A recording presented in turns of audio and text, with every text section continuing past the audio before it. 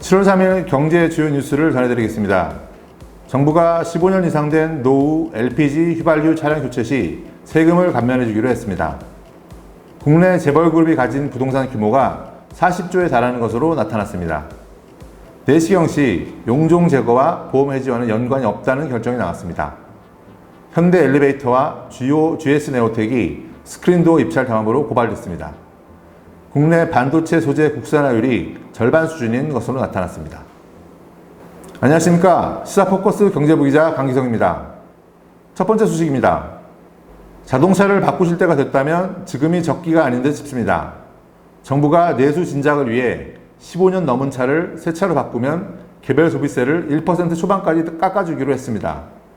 경기 둔화와 소비 심리 위축 탓인데 정부가 다시 자동차 개별 소비세 감면으로 소비 진작에 나선다는 취지입니다.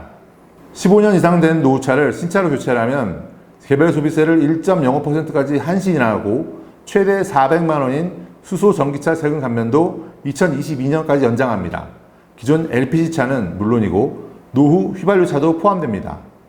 노후차 교체는 6개월 정도 기간을 두도록 하고 한도는 100만 원입니다. 단 교체 차량이 경유차 신차인 경우에는 제외됩니다. 다음 소식입니다. 재벌그룹이 보유한 부동산 규모가 40조에 달하는 것으로 조사됐습니다. 또 그중 롯데그룹이 국내 재벌 가운데 투자 부동산을 가장 많이 보유한 것으로 나타났습니다.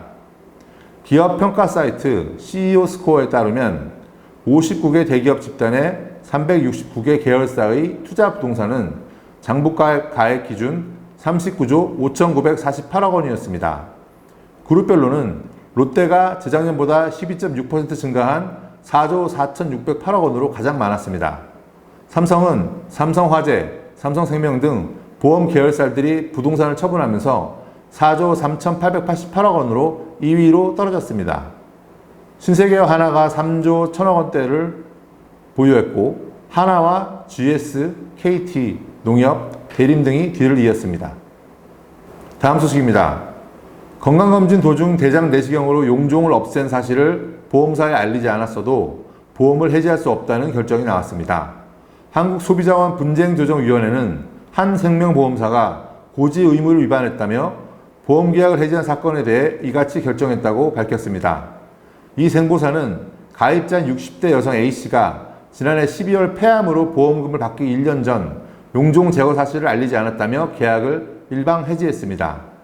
분쟁조정위는 대장 내시경은 일반 검진센터에서 이루어져 소비자가 수술로 생각하기 어렵다며 고의 또는 중과실에 해당하지 않는다고 판단했습니다.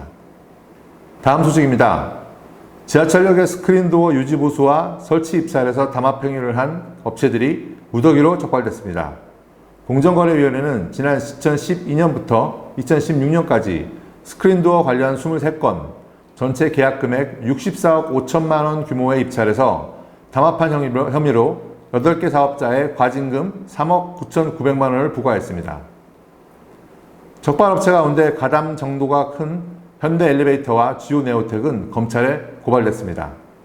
공정위는 공공안전 분야 입찰에서 담합해온 사업자들을 엄중히 제재해 들러리 입찰 등 잘못된 관행을 근절할 수 있을 것으로 기대한다고 밝혔습니다. 다음 소식입니다. 일본의 반도체 소재 수출 규제가 발표된 가운데 국내 산업계가 일본과의 기술 격차를 좁히지 못해 국산화를 사실상 진척시키지 못하고 있는 것으로 나타났습니다. 하반기 메모리 반도체 사이클 상승을 기대했던 삼성전자와 SK하이닉스에 빨간불이 켜졌다는 분석이 나옵니다. 실제 국제 반도체 장비제조협회가 추정한 2017년 기준 반도체 소재의 국산화율은 50.3%인데 올해도 이 수준에서 크게 벗어나지 못한 것으로 알려졌습니다.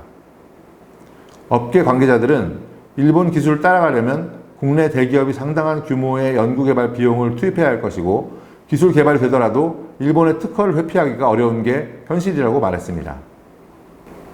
이보다 앞서 산업통상자원부는 지난해 2월 반도체 소재 국산화율을 오는 2022년 70%로 높이겠다는 목표를 세우고 5년 동안 모두 2조 원 규모의 대중소기업 상생협력 프로그램을 진행한다고 밝힌 바 있습니다. 이상 오늘의 주요 뉴스였습니다. 감사합니다.